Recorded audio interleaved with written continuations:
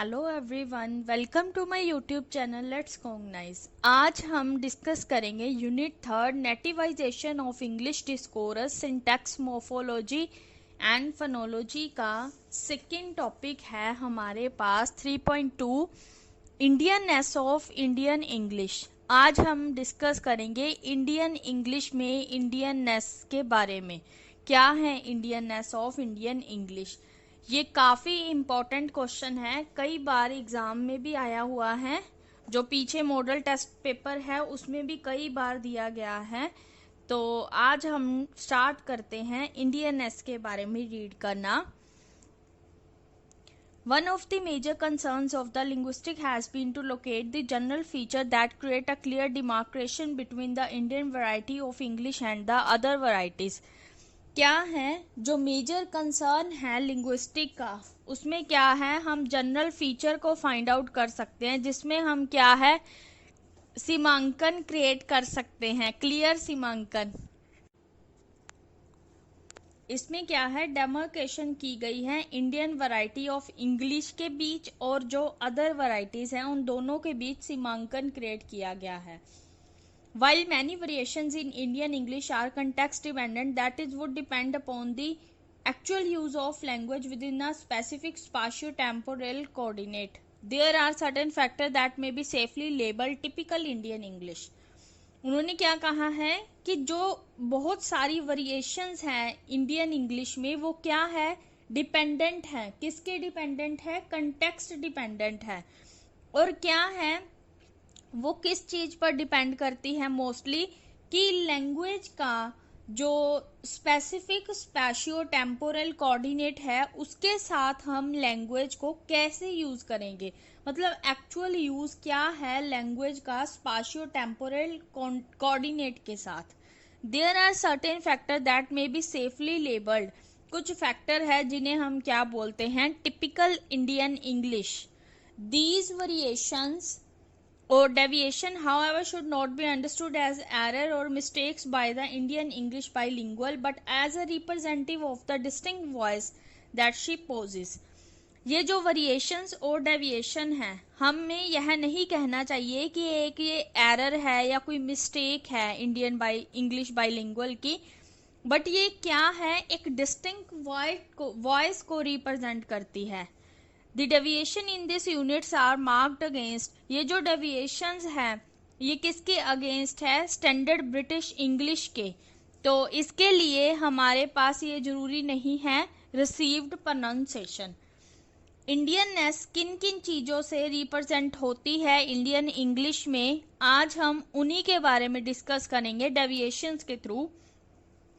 हमारे पास इन्होंने डेविएशंस दे रखी हैं 7 डेविएशन है जिनसे हमें रिप्रेजेंट होता है इंडियननेस के बारे में कि इंडियन इंग्लिश में रिप्रेजेंट है इंडियननेस किस तरह से। सो फर्स्ट डेविएशन है हमारे पास ट्रांसफर ऑफ कंटेक्स्ट।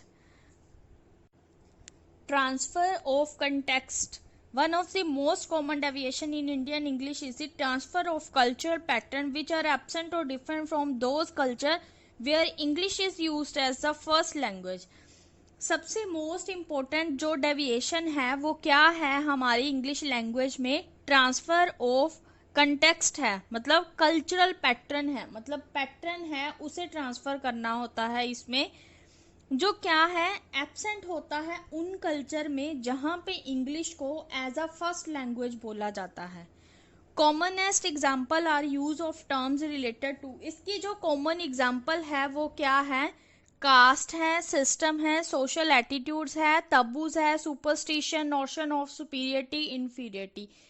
ये सभी एग्जाम्पल्स हैं ट्रांसफर ऑफ कंटेक्स्ट की, बट वहां पे क्या है ये वहां पे एब्सेंट होगी उस कल्चर में जहां पे इंग्लिश को as a first language L1 की तरह फर्स्ट लैंग्वेज की तरह यूज किया जाता है। ये था हमारे पास first deviation transfer of context. Indianness को रिप्रेजेंट करता है कि किस तरह से हम कंटेक्स्ट को ट्रांसफर कर सकते हैं। इंडियननेस कहाँ पे शो हो रही है? यहाँ पे कि हमेशा इंडिया में इंडियन लैंग्वेज है जो वो L1 रहेगी, मतलब मदर टंग ही L1 रहेगी, और L2 जो लैंग्वेज 2 है वो इंग्लिश लैंग्वेज होगी। सेकेंड डेविएशन है हमारे पास transfer of L1 item to L2 item. This transfer of mother tongue meanings to item of standard English may be lexical in nature, may involve even higher units of descriptions. इसमें जो transfer होती है mother tongues की, मतलब items की जो standard English में, वो क्या है, नेचर, मतलब लेक्सिकल आइटम्स ट्रांसफर होती हैं, मतलब हायर यूनिट्स की। जैसे सेंटेंसेस हो गए हायर यूनिट के, लेक्सिकल हैं, क्लोज हो गए, फ्रेसेस हो गए, एक्सेट्रा। इन चीज़ों को ट्रांसफ़र करते हैं हम मदर टंग से L2 तक, मतलब L1 से L2 में ट्रांसफ़र करते हैं। फॉर एग्जाम्पल जैसे वर्ड दिया है उन्होंने, फ्लावर बेड। फ्लावर बेड को हम ऑफन यूज करते हैं इंडियन इंग्लिश में इंडिकेट नप्चियल बेड, मतलब फूलों की सेज। थू in standard English almost always invariably means a garden plot. फूलों से क्या डिनोट होता है कि गार्डन प्लॉट की ओर ये पॉइंट आउट करता है। The transfer at high levels में इन्वॉल्व सेंटेंसेस, मीन्स टू से, कहने का ये मतलब है कि ये जो डेविएशन है इसमें ट्रांसफर होते हैं सेंटेंसेस, क्लोजेस, फ्रेजेस या कोई क्लोकेशन और compounds not usually found in standard variety, जो क्या है एक स्टैंडर्ड वैरायटी में शो नहीं होते।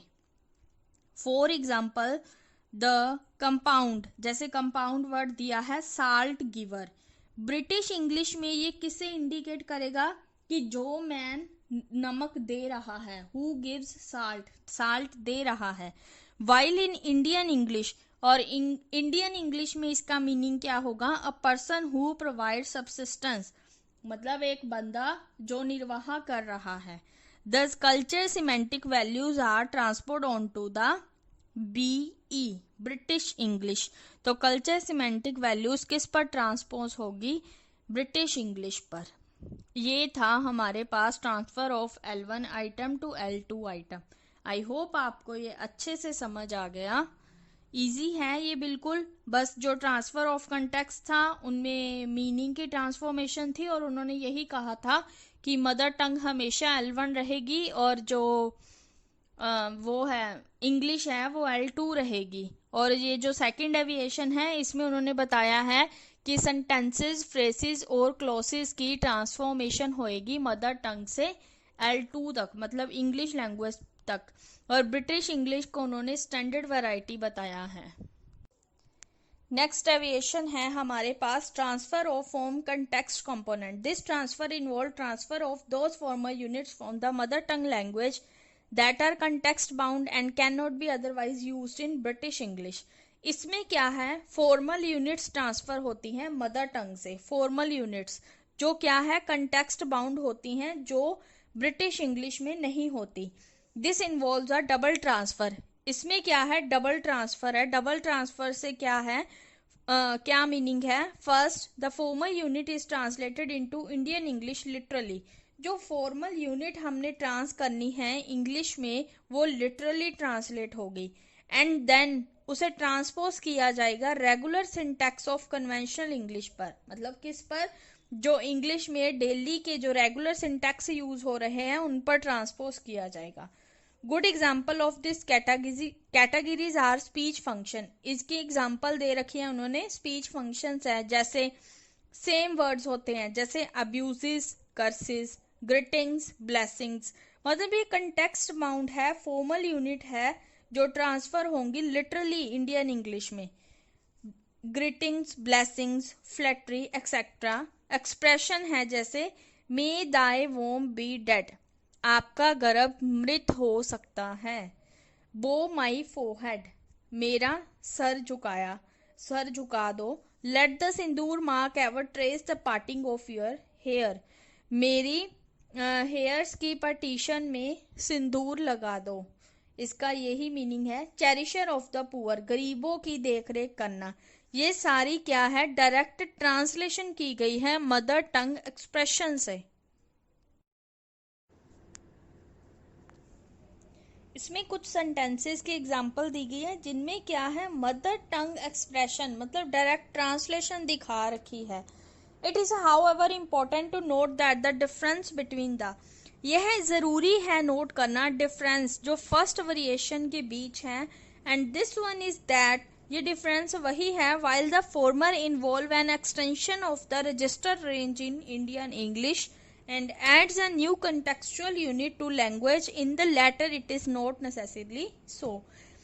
इसमें उन्होंने यही बताया है कि ट्रांसफर होगी मदर टंग से फॉर्म कंटेक्स्ट कंपोनेंट की, मीन्स टू से फॉर्मल, फॉर्म कंटेक्स्ट से मीनिंग क्या है, फॉर्म से फॉर्मल यूनिट्स के ट्रांसफर होगी, और कंटेक्स्ट है जो कंटेक्स्ट बाउंड होंगी। आपको बस ये सेंटेंस का मीनिंग समझना है अच्छे से, आप इजीली समझ जाओगे इस डेविएशन को अच्छी तरह से कि क्या दिया गया है इस डेविएशन में। कुछ वर्ड्स की एग्जांपल दी गई हैं, कुछ एक्सप्रेशन दिए गए हैं 3-4। आई होप आपको ये अच्छे से समझ आ गया होगा एग्जांपल और एक्सप्रेशन से। नेक्स्ट डेविएशन है हमारे पास formal equivalence of Indian English and British English item. Formal equivalence बताई गई है इंडियन इंग्लिश में और ब्रिटिश इंग्लिश आइटम में। इसमें क्या है, 2 प्रोसेसेस हैं।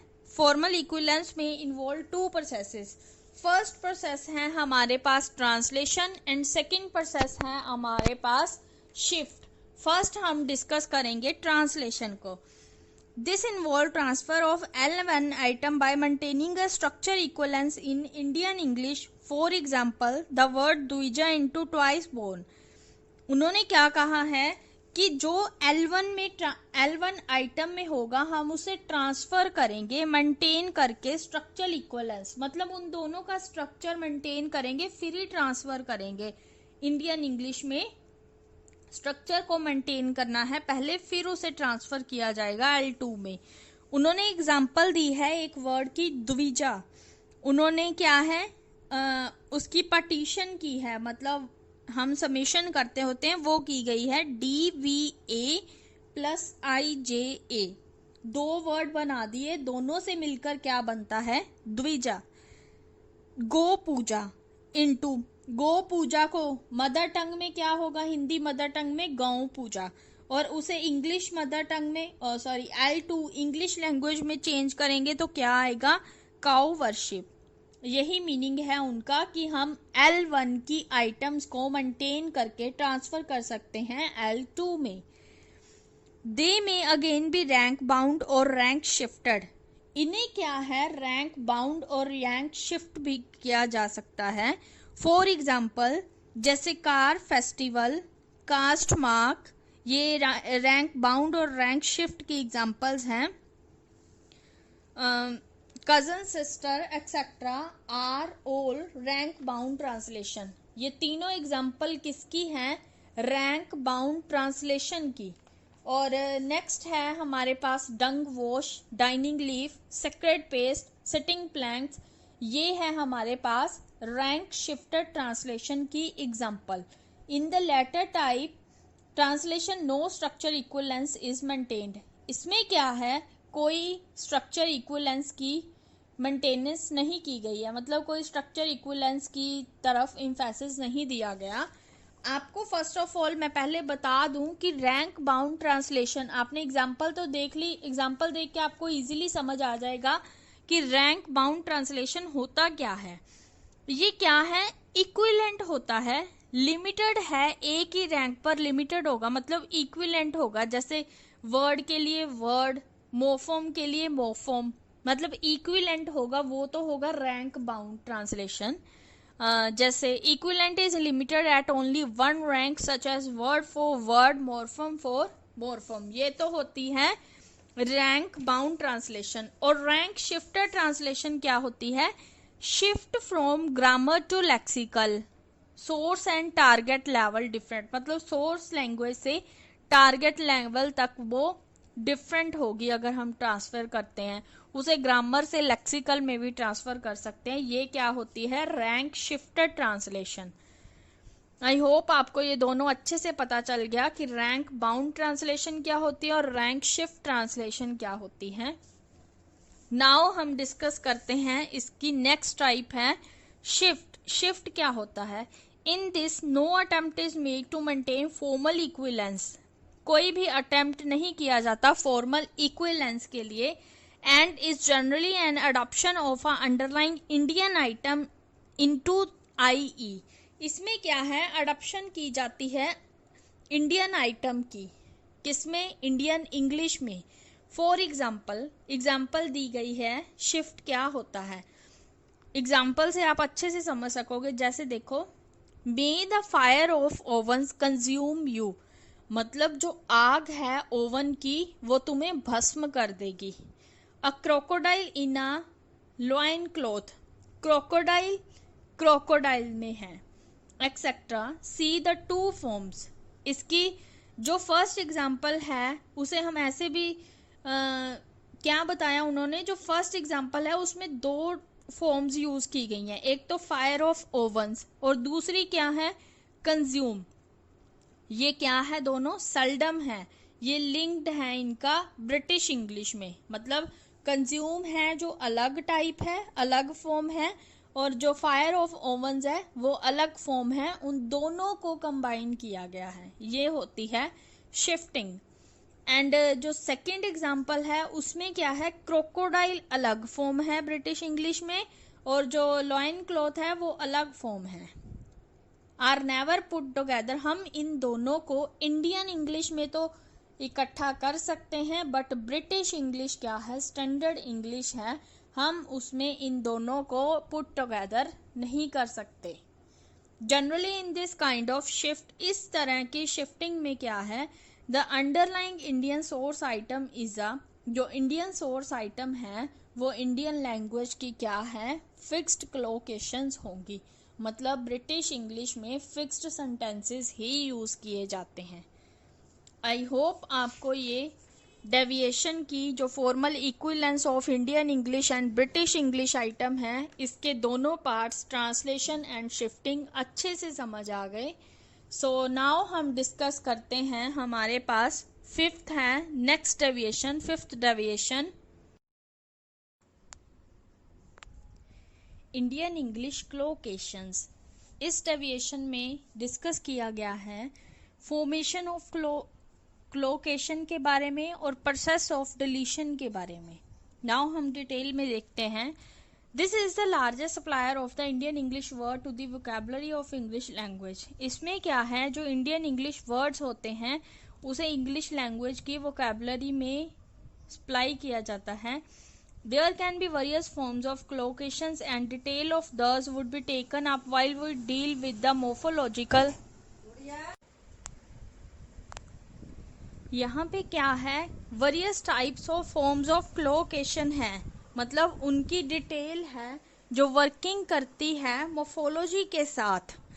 इसमें यही डिस्कस किया गया है इस लाइन में कि various forms of collocations है एंड डिटेल है जो ली गई है वो डील करती है morphological characteristic of Indian English के साथ। However, an interesting process that greatly aids the formation of these collocation is the process of deletion। हालांकि क्या है? ये जो प्रोसेस है मतलब ग्रेटली ये किससे डील करती है? एक तो फॉर्मेशन है क्लोकेशन की, और इसकी जो प्रोसेस है डिलीशन की प्रोसेस है, मतलब फॉर्मेशन की और डिलीशन की। फॉर एग्जाम्पल दी है, एग्जाम्पल से आपको इजीली समझ आ जाएगा। It is quite common in Indian English to reduce standard phrases in British English like.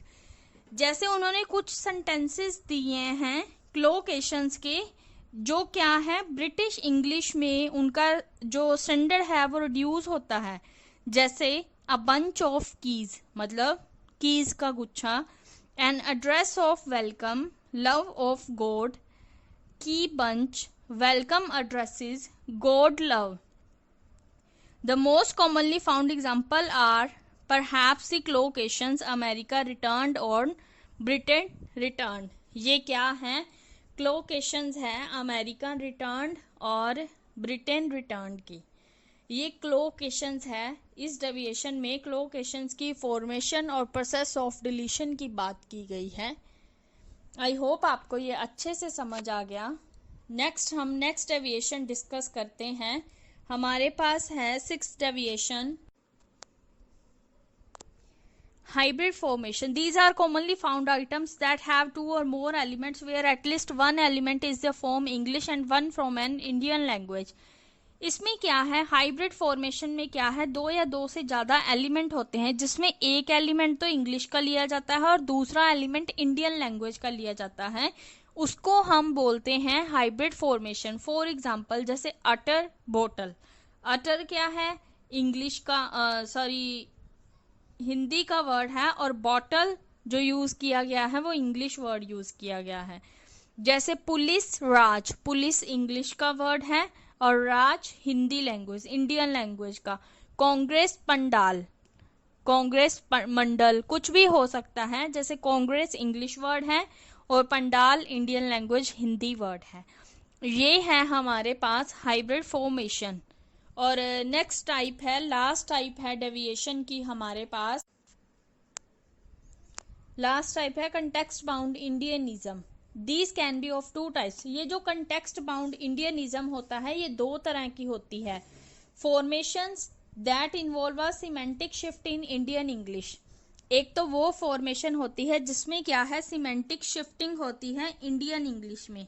और दूसरी है जो फॉर्मेशंस है जो टिपिकली इंडियन होती है। 2 तरह की होती है कंटेक्स्ट बाउंड इंडियनिज्म फॉर्मेशन। और एक तो फॉर्मेशन है सिमेंटिक शिफ्ट की और दूसरी फॉर्मेशन है टिपिकली इंडियन की। This will be discuss later. हम इन्हें दूसरे टॉपिक्स में डिस्कस करेंगे बाद में। आई होप आपको ये जो इंडियनिज्म है अच्छे से समझ आ गई। इंडियन इंग्लिश की इसकी 7 डेविएशंस हैं हमने जो डिस्कस की हैं। आप एक बार इनको रिवाइज कर लेना ताकि आपको अच्छे से लर्न हो जाए कि कौन कौन सी डेविएशन है और कैसे कैसे वर्किंग करती है। और मोस्ट इम्पॉर्टेंट थिंग है जो आपके लिए, वो एग्जाम्पल्स हैं जो मैंने आपको समझाई है। उन एग्जाम्पल को आपने रिमेंबर रखना है, लर्न करना है। उन एग्जाम्पल्स के थ्रू आप इजीली हर एक डेफिनेशन को अच्छे से समझ सकते हो और लर्न कर सकते हो। फिर आप कभी भी उनको भूलोगे नहीं अगर आप एग्जाम्पल्स के साथ करोगे ग्रामर्स के टॉपिक लेके। आई होप आपको ये वीडियो अच्छा लगा। If you like this video please subscribe this channel and press the bell icon to get notification of all more updating new videos of MEG 10 unit 3। Next video में हम discuss करेंगे syntax and grammar. इसी का next topic है। तब तक के लिए आप इसको रीड करना और समझना अच्छे से। Bye bye, have a nice day.